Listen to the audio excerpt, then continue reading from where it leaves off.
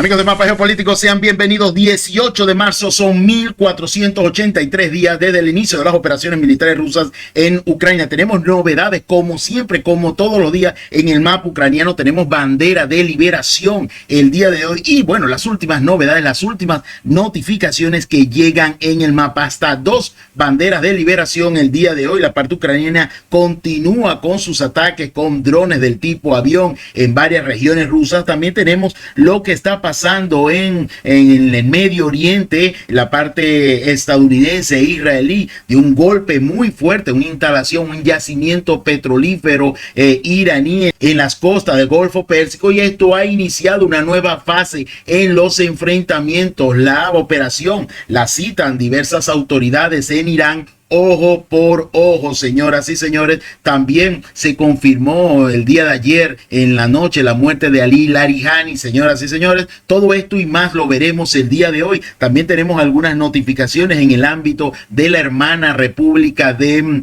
Cuba y también notificaciones en el área de Venezuela. Así que vamos a revisar toda esta información rápidamente en nuestro mapa, que bueno, no hay noticias positivas en todo el mundo. Siguen las declaraciones, siguen las amenazas tanto de Israel como de Estados Unidos al territorio iraní. Bueno, en el ámbito ucraniano vamos a revisar los ataques de la parte ucraniana. Lanzaron ataques con drones del tipo avión en el área de la región de Krasnodar. Hubo un fallecido producto de los ataques. Se produjo un incendio en un apartamento de uno de los edificios. Y bueno, también tenemos que varios objetos de ala fija fueron derribados en la región de Leningrado. 3 objetivos aéreos fueron derribados en esta región. No hubo víctimas ni daños y la amenaza aérea fue totalmente neutralizada hoy en la madrugada. Hasta ahora esta es la información respecto a los ataques de la parte ucraniana. Vámonos a la línea del frente.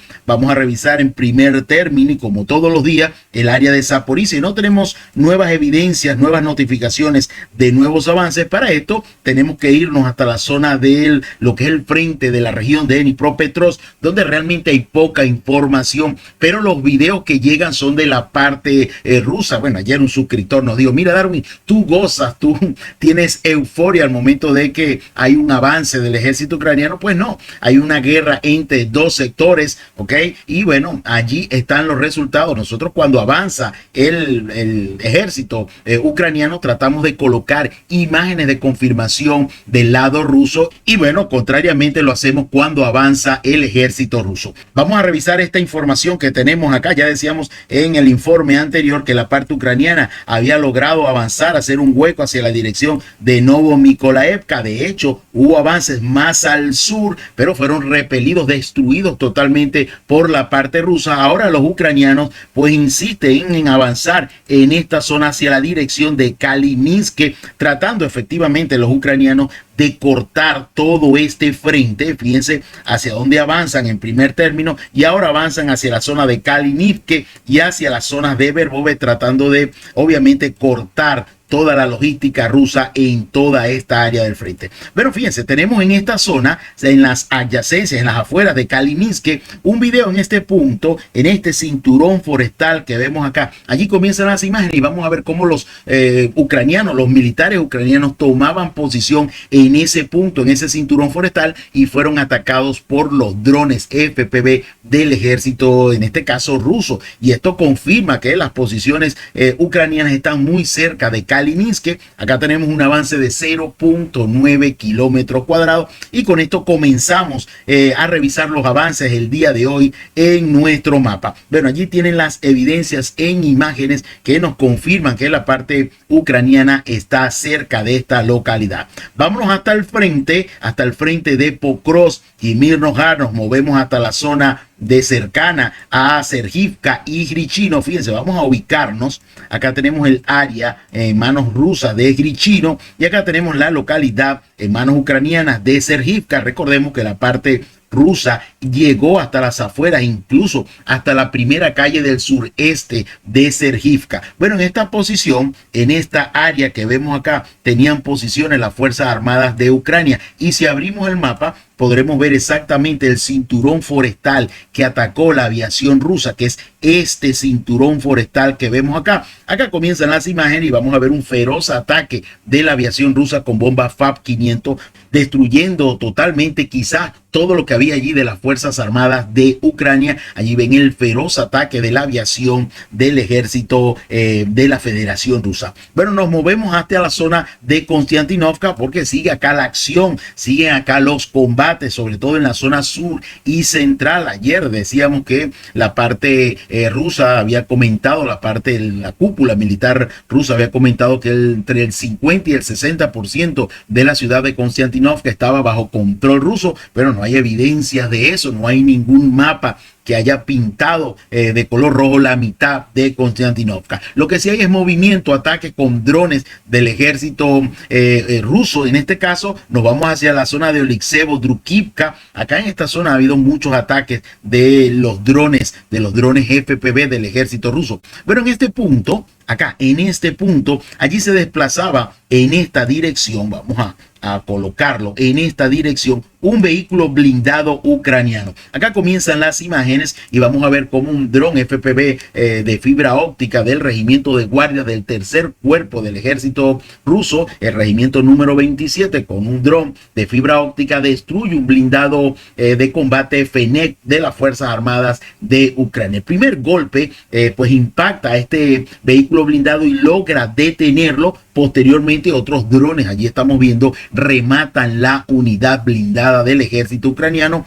Antes seguramente fue abandonada esa unidad por los tripulantes. Cerca de allí nos vamos hacia la zona de Osikovo. Fíjense dónde estamos. Acá tenemos la ciudad de Konstantinovka, Alekseevo, Drukivka y la zona de Osikovo. Bueno, en este punto abrimos el mapa y vamos a ver en este punto el vuelo de un dron de fibra óptica también ruso. Pasa por esta casa o este depósito con techos verdes y golpea un vehículo blindado ucraniano en este punto donde está la notificación. Allí comienzan las imágenes y vamos a ver el vuelo de este dron.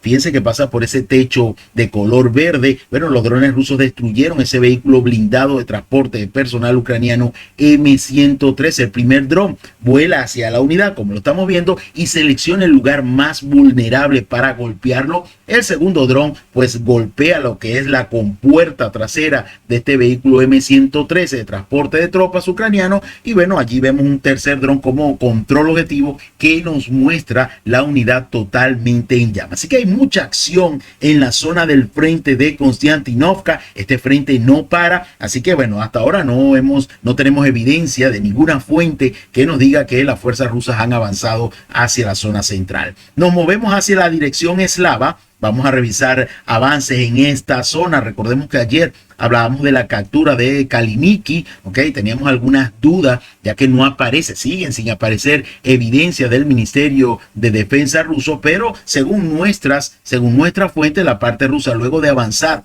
hacia la zona de Kaliniki y liberarla en esta zona, anteriormente habían ocupado estas plantaciones forestales. Ayer ocuparon esta zona, mostramos videos y evidencia en imágenes, y ahora los rusos logran ocupar estos cinturones forestales que vemos acá. Dos cinturones forestales. Acá tenemos un avance hacia la zona de Slavian y Kramatorsk de 2.9 kilómetros cuadrados. Ojo que estamos a 16 kilómetros. Algunas fuentes citan 14 o 15 kilómetros. Depende de dónde hagamos la medición. Si hacemos la medición exactamente en este punto, tendremos 14 kilómetros exactamente. Si hacemos la medición hasta este punto, tenemos aproximadamente 16 kilómetros lineales hasta la ciudad de Sloviansk, amigas y amigos. Nos vamos hacia nuestra primera bandera, vámonos hacia el norte de la República Popular de Donetsk, nos vamos hasta el frente de Alexandrovka. Fíjense, acá tenemos este punto y acá tenemos la bandera. Esto fue confirmado por el Ministerio de Defensa ruso. Alexandrovka liberado. Tenemos un avance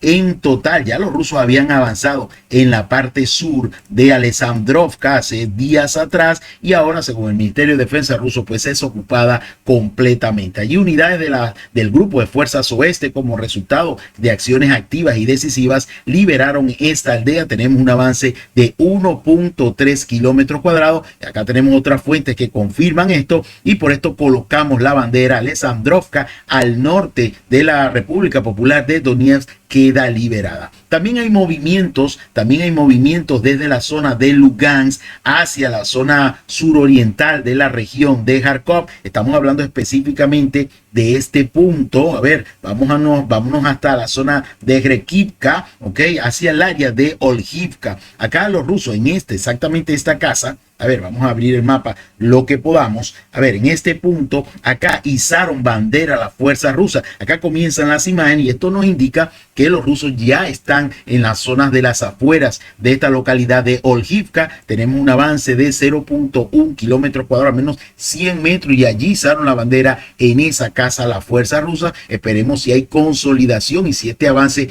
continúa hacia el oeste en el área de Olgivka. Según algunas evidencias, según algunas fuentes, ya el asalto a la localidad ha comenzado. Nos vamos un poco más al norte, al frente del norte de Borova. Fíjense que acá tenemos Borova cercano a lo que es la ribera del río Oskol. Llegamos hasta la zona de Novoplatonovka. Acá los rusos en los últimos 5 días han ocupado nuevas posiciones a lo largo de estos cinturones forestales, y bueno, ya comienzan a acercarse a la parte oriental de Novoplatonovka por la carretera R79. Esta carretera R79 viene desde el norte de Kupiansk, ok, bordeando lo que es la línea del río Oskol, y bueno, tenemos un avance en todo este frente de 2 kilómetros cuadrados, y acá tenemos algunas otras fuentes que confirman avances no parecidos, no iguales a los de nosotros, pero parecidos a lo que nosotros colocamos en el mapa, amigas y amigos. Bueno, esto es lo que tenemos en este frente. Ahora nos vamos a la dirección de Kupiansk. Atención, porque tenemos movimiento en el área sur de la ciudad de Kupiansk. Fíjense, para que nos ubiquemos, acá tenemos la dirección.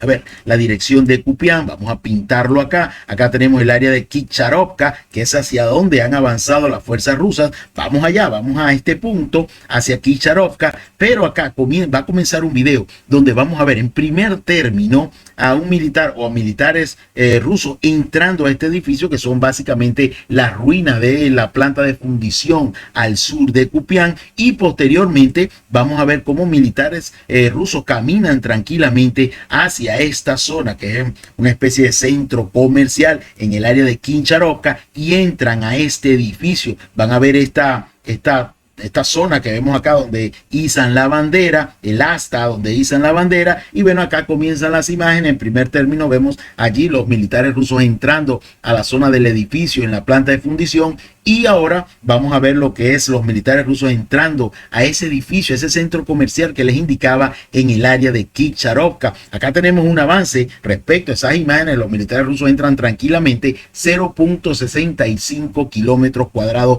desde la zona sur de Kurilovka. Avanzan los rusos hasta el área de Kicharovka. Acá tenemos otro avance en el cinturón forestal al este de Novosinove. Ok, tenemos un avance en este punto cerca de este lago de al menos 0.3 kilómetros cuadrados. Así que hemos indicado que la parte ucraniana la semana pasada se movía en el área norte de Kupiansk. Ahora los rusos se mueven en la zona de Kupiansk, Uslovy y Kicharovka, también en el área de Kurilovka. Esta es la información que tenemos en el frente de Kupiansk. Vámonos más al norte, hacia la zona nuevamente de Kolodiazne.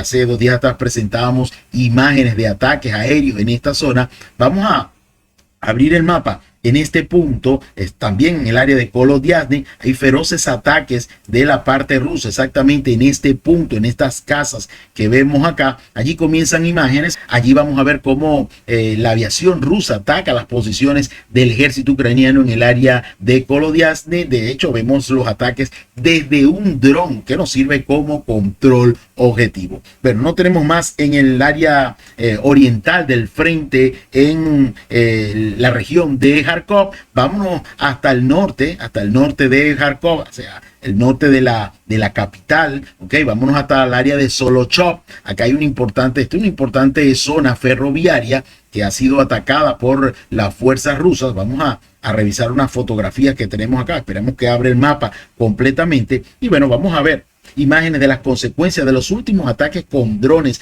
kamikaze del tipo Geranio. Vamos a revisar esta imagen. Acá tenemos las graves consecuencias que dejaron los últimos ataques de esta madrugada en esta zona, en el área norte de la región de Kharkov. Bueno, hasta ahora no tenemos más evidencias, más notificaciones en la región de Kharkov. Vámonos a Sumy. Vamos a revisar qué tenemos en Sumy. Quiero empezar con este video. Vamos a abrir el mapa en el frente hacia Miropilia. Acá en este punto, en el área de Malarivitsia, acá había una columna de equipamiento militar ucraniano, exactamente en este punto que les muestra la notificación. Acá comienzan las imágenes y vamos a ver cómo operadores de drones de fibra óptica rusos destruyen parte de la columna de vehículos de las Fuerzas Armadas de Ucrania, compuesta por 2 camiones Kranz 6322 y un cañón remolcado Bogdana de 155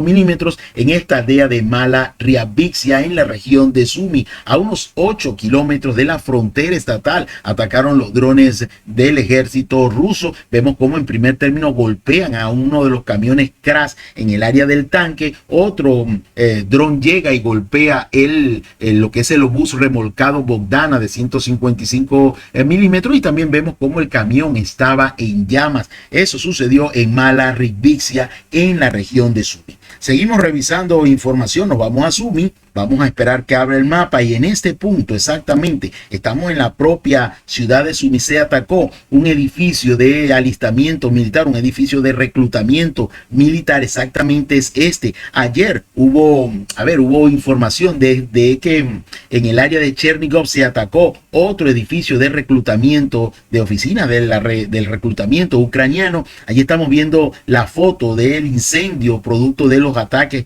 posiblemente con drones geranios, de este edificio que tenemos acá en el área de la ciudad de Sumy. Bueno, parece que la parte rusa está nuevamente atacando las oficinas de reclutamiento ucraniano. Nos vamos más al norte, seguimos en la región de Sumy, en el distrito ahora de Glukov. Acá las fuerzas rusas unieron este frente de Komarovka, Vila Bereza, Sidorovka, Chervona Soria, el área de Bobilovka, y bueno, ahora ocuparon la localidad, vamos a esperar que abra el mapa, la localidad de Potapovka fue capturada, fue liberada por la fuerza rusa, y unieron el frente con el área de Sopich. Bueno, acá tenemos un avance en total, así lo dicen nuestras fuentes, de 2.5 kilómetros cuadrados, y por esto colocamos la bandera. Es una información que llegaba ya a última hora antes del cierre de nuestra mesa informativa. En total, 2 banderas de liberación el día de hoy en el mapa ucraniano. Vamos a revisar, acá les dejo lo que es el avance de ambos ejércitos el día de hoy, 18 de marzo. Vamos a revisar rápidamente qué tenemos en el mapa geopolítico. Recordemos que ayer Zelensky llegaba a Londres, ¿ok? Ha habido declaraciones de Zelensky. Tengo un presentimiento muy malo, decía Zelensky en Londres. Tengo un presentimiento muy malo sobre el impacto de esta guerra en la situación de Ucrania, refiriéndose a la guerra en Medio Oriente. Estados Unidos se está centrando más en Oriente Medio que en Ucrania. Ya sabemos esto, ¿no?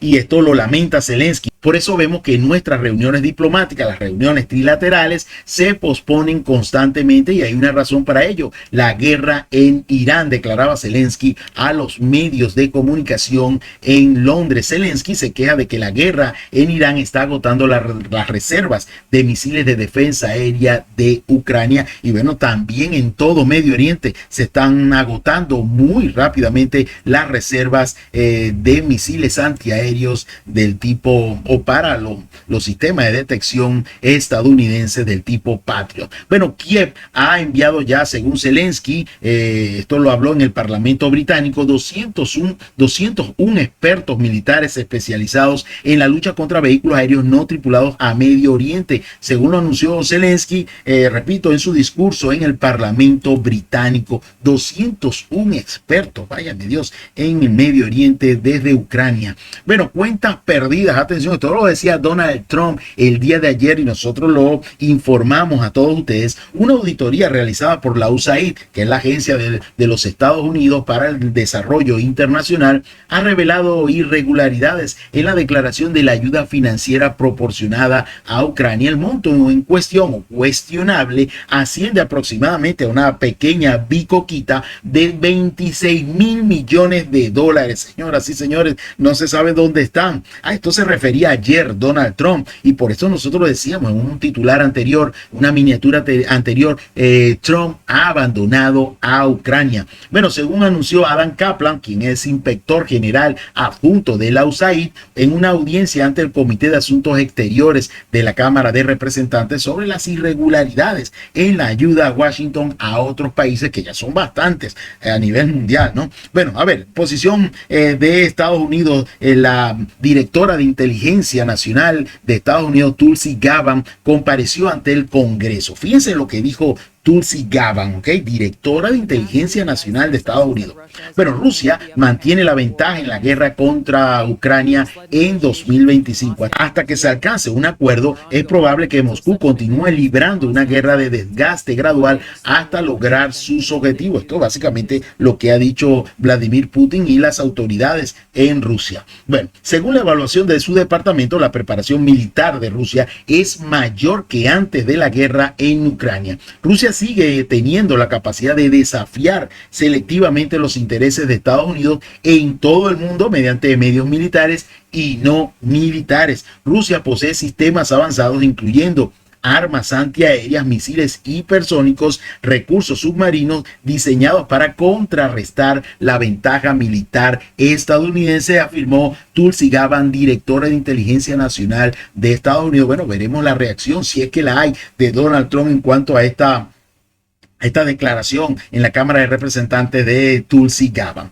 Pero esto es lo que tenemos en el ámbito ucraniano, amigos míos. Vamos a revisar qué tenemos en lo que respecta al conflicto en Medio Oriente. Vamos a revisar con el ámbito político, amigos míos, porque fíjense, Rusia ha incrementado significativamente la ayuda militar a Irán, proporcionando la inteligencia y nueva tecnología de drones de ataque. Esto es básicamente algo de lo que decía Tulsi Gabbard en la Cámara de Representantes. Fíjense, lo dice The Wall Street Journal. Esto permite a Irán atacar con mayor precisión las tropas estadounidenses y sus aliados en todo el Medio Oriente. Moscú también asesora a Irán sobre técnicas con drones basándose ya en la experiencia sobre los ataques en territorio ucraniano. Se destaca además que Rusia se beneficia de la prolongación del conflicto gracias al aumento de los precios del petróleo y a la menor atención de Occidente que se presta ahora, como se quejaba Zelensky, a lo que es armar y apoyar a Ucrania, amigas y amigos. Bueno,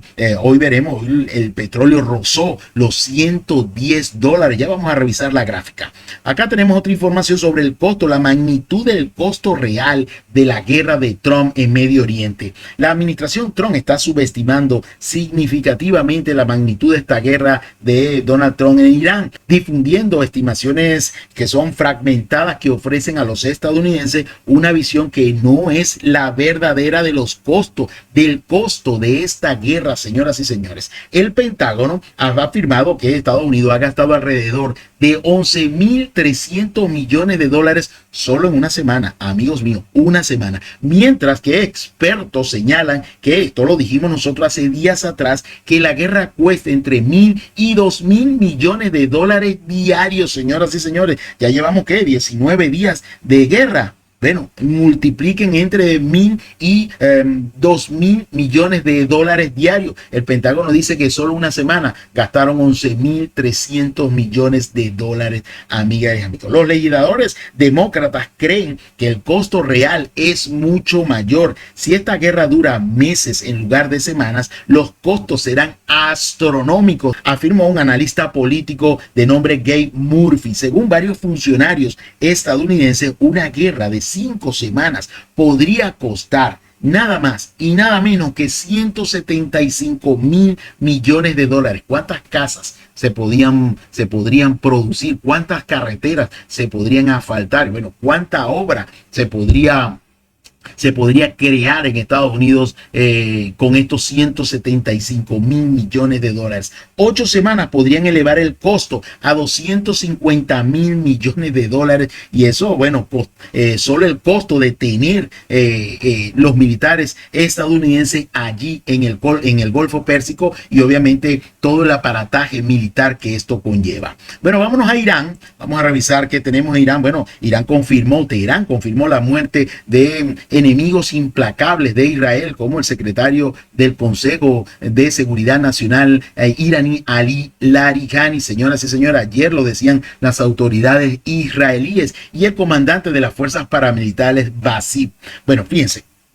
Ayer Israel afirmó que el secretario del Consejo de Seguridad iraní, Ali Larijani, había sido dado de baja, y el comandante de las fuerzas paramilitares, Basim, el general de división Golamreza Soleimani, también había sido dado de baja. Ali Larijani fue estrecho colaborador del ayatollah Ali Khamenei, es considerado un defensor del defensor más consecuente y radical de la destrucción de Israel. El grupo paramilitar juvenil Basim, que lideraba Soleimani, es una de las organizaciones que integran el cuerpo de la Guardia Revolucionaria Islámica. Dos bajas importantes que ya están siendo suplidas en la cadena de mando en Irán. Bueno, tenemos declaraciones del ministro de Asuntos Exteriores de Irán, Abbas Araqi.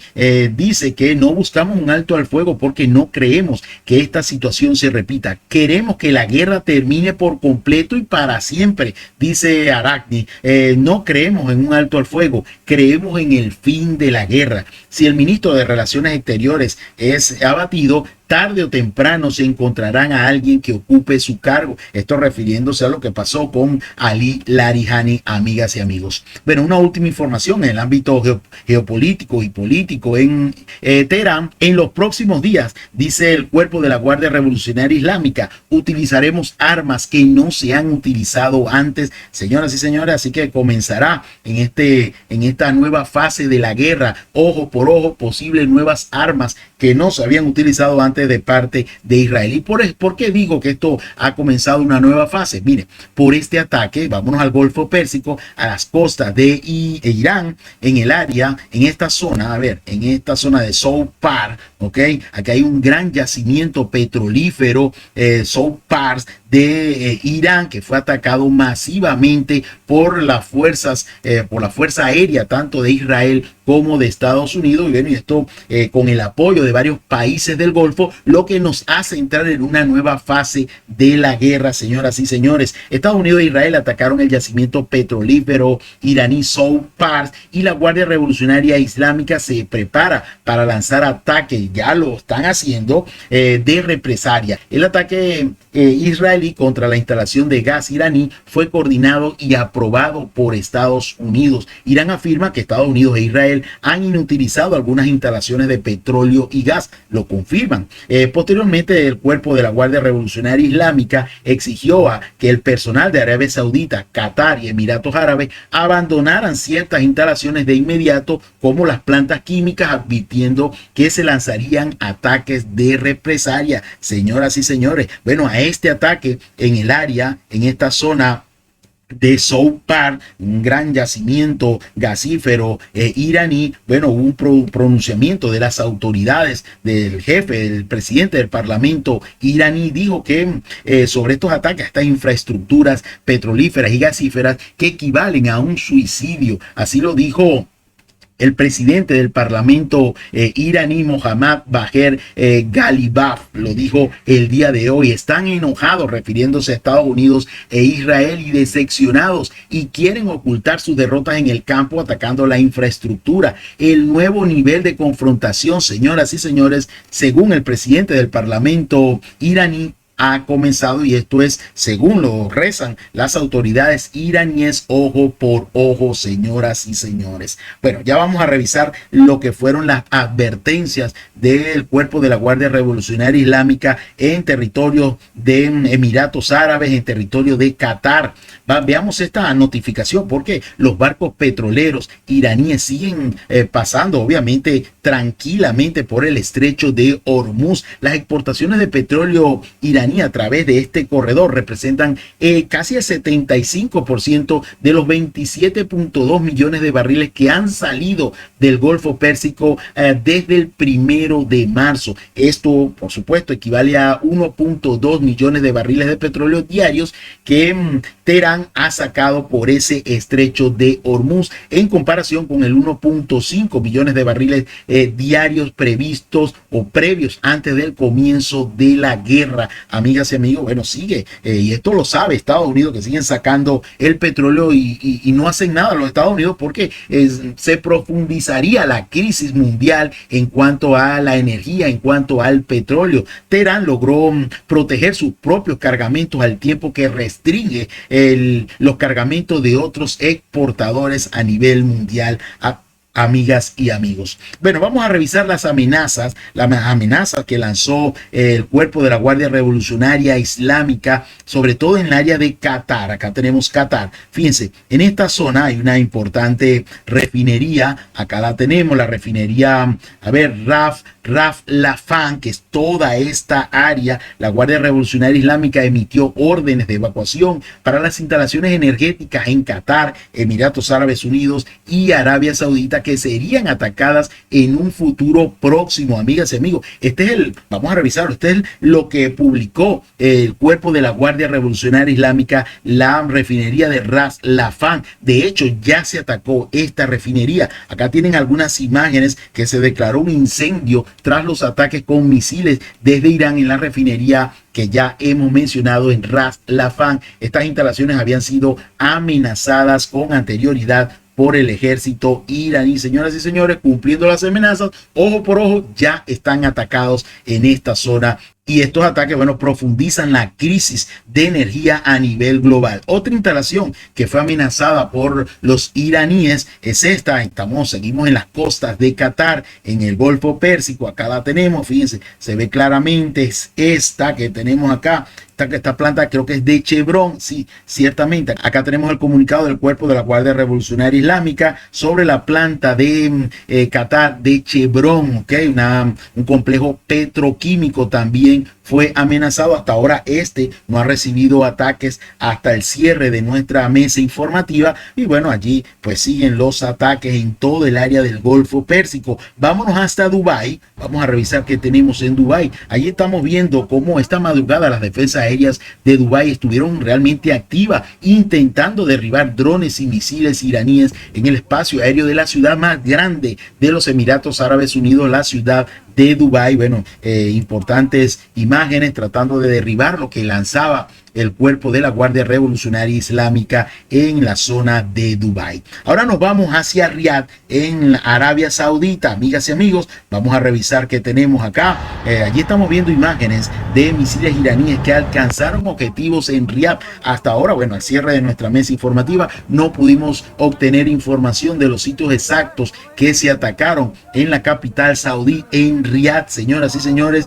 ya comenzaron ataques importantes y esto no hace más que incrementar la situación de crisis en todo el mundo sobre la energía. Vamos a ver el gráfico de los precios del petróleo. Vámonos a Bahrein, porque acá está la base naval más grande de la quinta flota naval estadounidense en el área de Manama. Ya hemos citado muchos videos de ataques de drones y misiles iraníes en esta zona. Pero fíjense, tenemos fotografías que, bueno, nos citan las consecuencias de los ataques con drones y misiles en esta base naval de la quinta flota estadounidense. Fíjense, destrozos por todas partes de esta base naval. Tenemos acá en las imágenes, miren las consecuencias de los ataques del ejército iraní. Bueno, impactantes imágenes de destrozo. Esta base naval de la quinta flota estadounidense está completamente abandonada por los marines estadounidenses. Acá seguimos viendo imágenes de las consecuencias, destrozos. Prácticamente toda la base militar está en las mismas condiciones. Pero esto quería compartirlo con ustedes. Vamos a revisar los precios del petróleo el día de hoy, porque ha rozado los 110 dólares. Señoras y señores, fíjense, al momento de tomar esta fotografía temprano en la mañana, 109.9 dólares llegó a estar el precio del barril. Señoras y señores, el crudo Brent nos dice el reporte que superó los 110 dólares, no lo superó, llegó casi a rozar los 110 dólares. Los precios del petróleo del Golfo Pérsico ya superaron los 150 dólares por barril tras los ataques israelíes contra el yacimiento más grande de Irán, el Sound Park. Ya lo vimos, señoras y señores. Vamos a revisar actualmente en tiempo real lo que son los precios del petróleo en referencia al crudo Brent. Y acá lo tenemos. Actualmente estamos viendo que bajó al entorno de 106, logró estar hace una hora y media antes de grabar el informe. Ahora ha subido a los 108.05. Bueno, sigue subiendo. Entre más pasa el tiempo y más vemos ataques de Irán contra instalaciones petroleras y petroquímicas en todos los países del Golfo. Bueno, esto no hace más que subir como la espuma, mis queridos amigos. Pero seguimos en el mapa. Vámonos ahora hasta Israel. Vamos a revisar qué tenemos en el área de Israel, porque ellos siguen anunciando, ahora anuncian la muerte del ministro de inteligencia de Irán, el señor Katib. Murió anoche, según el ministro de defensa israelí, en un ataque aéreo. Hasta ahora, hasta el cierre de nuestra mesa informativa, Irán no había confirmado esta información. También el ejército iraní lanzó ataques en represalia en las zonas de Tel Aviv y en el centro del país. Vamos a revisar algunas imágenes. Irán lanzó un potente ataque contra Israel con misiles balísticos Khorashar armados con 80 submuniciones, 20 puntos de impacto de submuniciones y restos de misiles se registraron en Tel Aviv. La compañía ferroviaria informó de daños en andenes y vías en la estación de Tel Aviv Savidor Merkaz. Ese es el nombre de la estación del ferrocarril en Tel Aviv. El servicio en dicha estación ha quedado suspendido temporalmente, amigas y amigos. ¿Qué tenemos acá sobre o cercano a Tel Aviv? El aeropuerto internacional de Ben Gurion. Allí también tenemos imágenes de daños a aeronaves producto de los ataques con bombas de racimo. Fíjense, varias aeronaves fueron prácticamente incendiadas. Esto es una avioneta completamente en la parte interior quemada. Ok, fíjense, acá tenemos la misma aeronave. Bueno, también hay daños en el aeropuerto de Ben Gurion. Y las sirenas sonaron desde esta mañana en toda la parte de Tel Aviv, todo el sur, también en la zona de Israel. Fíjense, acá tenemos el aeropuerto de Ben Gurion, toda la parte norte y los territorios ocupados. También sonaron las alarmas producto de los ataques con misiles del ejército iraní. Nos vamos a Beirut. Estas imágenes realmente son impactantes sobre un ataque de un edificio por parte de la aviación israelí. Ahí estamos viendo el momento del golpe al edificio y bueno, el edificio colapsó completamente, se derrumbó completamente. Eso fue en Beirut, amigas y amigos. Pero amigos, esto ha sido lo que es el tema en el área de Medio Oriente. La situación allí está complicándose. La zona ha pasado a una nueva fase de la guerra. Ojo por ojo, me atacas una instalación, yo te ataco otra instalación. Y bueno, lamentablemente a esas estamos llegando, mis queridos amigos. Vámonos a Estados Unidos, donde hubo declaraciones del secretario de Estado. Estaba bastante perdido Marco Rubio en los últimos días. Comentó sobre los informes de los medios de comunicación acerca de un plan para derrocar al presidente cubano. Bueno, ellos van por todo el mundo, ya somos prácticamente y nuevamente su patio trasero, lamentablemente en América Latina. Rubio calificó de falsa la noticia o el informe de New York Times sobre las intenciones de Estados Unidos de derrocar al presidente cubano. ¿Y qué fue lo que dijo ayer Donald Donald Trump que haría lo que quería, que sería muy feliz haciendo lo que quería con la isla de Cuba. The New York Times informó, citando a 4 fuentes familiarizadas con las negociaciones entre La Habana y Washington, que la administración Trump busca destruir al presidente Miguel Díaz-Canel. Bueno, quieren hacer prácticamente algo, según estas evidencias, de lo que hicieron en Venezuela, amigas, amigos. Hubo palabras del presidente Díaz-Canel: Cuba está preparada para resistir un ataque estadounidense, respondió al presidente, el presidente a Donald Trump. Acá tenemos lo que dijo exactamente Miguel Díaz-Canel. Fíjense, Estados Unidos amenaza públicamente a Cuba casi a diario con derrocar por la fuerza del orden constitucional y usar un indignante pretexto, las duras limitaciones de la debilitada economía que ellos han agredido y pretendido aislar hace más de 6 décadas. Dice Miguel Díaz-Canel, pretenden y anuncian planes para adueñarse del país, de sus recursos, de las propiedades y hasta de la misma economía, que buscan asfixiar para rendirnos. Y eso así ha sido en Venezuela. Sabemos bastante de estas sanciones que buscaban hacer arrodillar al pueblo venezolano. Solo así se explica, dice Miguel Díaz-Canel, la feroz guerra económica que se aplica como castigo colectivo contra todo el pueblo cubano. Son más de 10 días sin electricidad a los hermanos cubanos. Ante el peor escenario, a Cuba la acompaña una certeza: cualquier agresor externo chocará con una resistencia inexpugnable, decía Miguel Díaz-Canel en respuesta a Donald Trump, lo que dijo ayer. Bueno, a esto, fíjense, desde la Federación Rusa, un petrolero que transporta petróleo ruso se dirige a Cuba en medio de la crisis energética y el bloqueo estadounidense. Miren, un aplauso a Rusia por esto. Ningún país del mundo, solo Rusia hace esto. El petrolero Anatoly Kolokin, cargado con 730,000 barriles de petróleo ruso, se dirige a Cuba, país que sufre una grave escasez de energía. La llegada de este cargamento podría ser el primer envío importante de combustible en mucho tiempo a la isla. El envío del crudo no proporcionará obviamente un alivio inmediato a Cuba, debe ser refinado antes de su uso, en un proceso que podría durar entre 20 y 30 días. Mis queridos amigos, mis queridos hermanos, en Cuba hay que resistir. Hace más de 3 meses Estados Unidos cortó de facto el suministro de petróleo a Cuba, y ayer Cuba, bueno, sufría un colapso energético definitivo, cosa que viene sucediendo ya hace algunos días, mis queridos amigos.